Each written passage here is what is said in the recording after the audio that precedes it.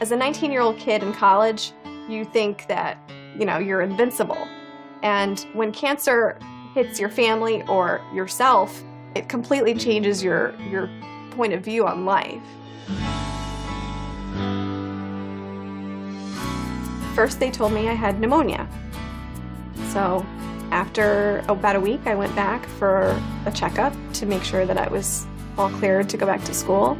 And it turns out whatever they thought was pneumonia wasn't pneumonia. I had a mass in my neck next to my thyroid, a mass in my chest, and I would find out that night in the emergency room that I had a mass in my stomach as well.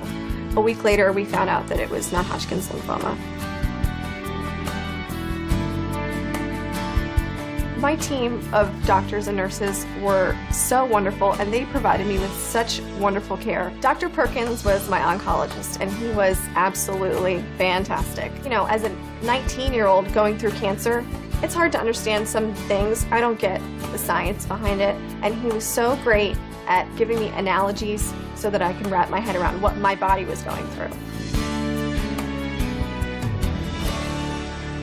From there on, we did those treatments until March, and it was a constant in and out of the hospital. And when I wasn't getting treatment, I was coming down with some sort of infection that I had to go back to the hospital for anyway. The nurses and I got really close. I mean, you see these women every single day. When I would come in the morning, the nurses would come and see me, and they would immediately know if I was feeling good or if I was feeling bad, because if I was wearing heels, I was feeling good. And if I was wearing flats, I wasn't feeling good. In March, we did another scan, and we saw that the drugs were working, but they weren't working as quickly as we thought they would. So we decided from there on, we would do a bone marrow transplant. At Massey, they actually used my own stem cells in my bone marrow transplant, so I didn't need a donor.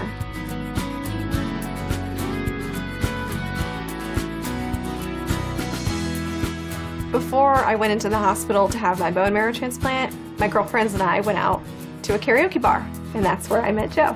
We began talking throughout the night, and throughout the course of our conversation, she told me she had cancer. We went back to her apartment, and she took her wig off, which she asked if she could. She took her wig off, and she came out, and she was sitting in a gray hoodie, and she looked beautiful. And we talked all night, and on the way home, I remember turning to my friend, and I remember saying to him that, if I could feel this way about a girl that, has cancer, there's definitely something there. Even I talked on and off for over a year. Initially, I couldn't spend a lot of time with her because she had her bone marrow transplant and couldn't be around people. So as time progressed, our relationship progressed. We got to know each other very well. We started dating. Then I proposed. She said yes. I've been cancer-free for nearly 5 years now, and it's a great feeling. It gave me a different perspective on life. People don't always think about how cancer can touch a family.